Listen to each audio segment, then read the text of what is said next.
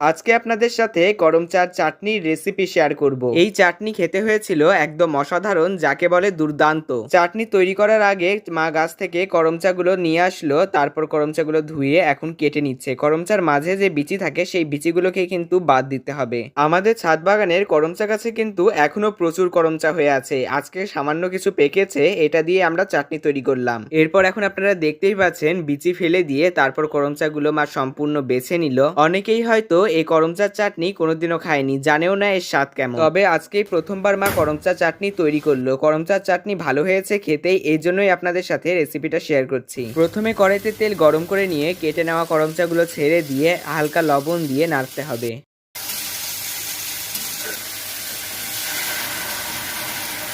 তারপর এর মধ্যে উষ্ণ গরম জল দিয়ে পরিমাণ মতো চিনি আর শুকনো লঙ্কার গুঁড়ো দিয়ে ভালোভাবে আবার নাড়তে হবে। ব্যাস, তারপরেই তৈরি হয়ে গেল করমচার চাটনি। আর আজকের ভিডিওটা ভালো লাগলে এখনই অবশ্যই লাইক করে দিন। বাই।